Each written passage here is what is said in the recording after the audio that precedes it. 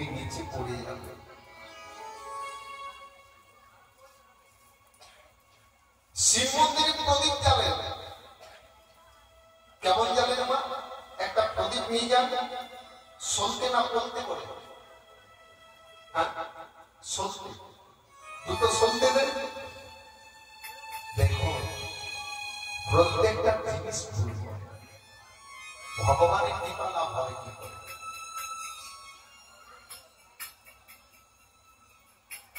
ভগবানের কৃপা লাভ হবে কি করে?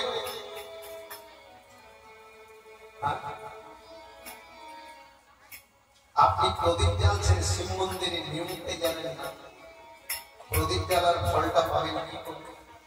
প্রদীপ জ্বালিয়ে ভগবান শিবকে প্রদীপ জ্বালিয়ে কে সন্তুষ্ট করেছিলেন সেটাই জানেন। বুঝুন না, শিবকে প্রদীপ জ্বালিয়ে সন্তুষ্ট করা যায়, কে করেছিল? ওই কুবের বেটা ছিল চোর, ব্রাহ্মণের ছেলে, চুরি করে বিক্রি করে দিত,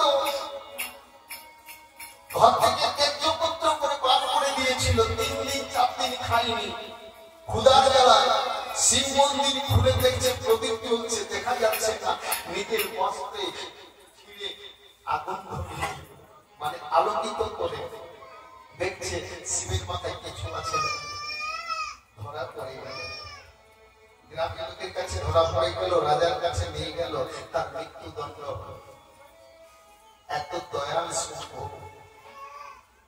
শিবদূত পাঠিয়ে দিল, যারা আমার মন্দির আলোকিত করেছে, আর সেদিন ছিল শিবরাত্রি, আলোকিত করেছে মন্দির, আমরা প্রকাশ ঘটিয়েছে, ও আমার ভাব যা আমার কাছে নিয়ে।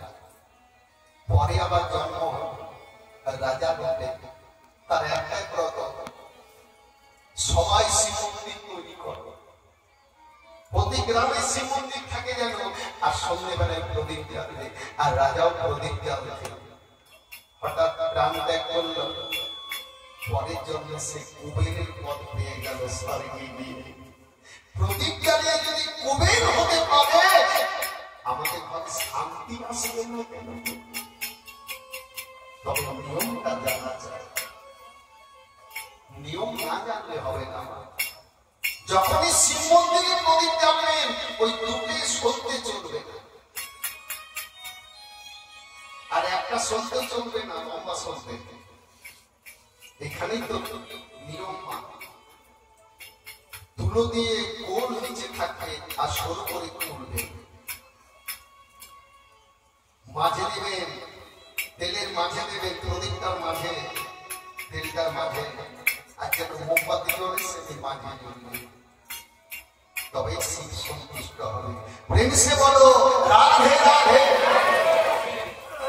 জোরসে বলো। কোথায় ছিলাম মা? কোথায় ছিলাম? পালাটা ভুলে গেলেন। বলছে আমি বাদশা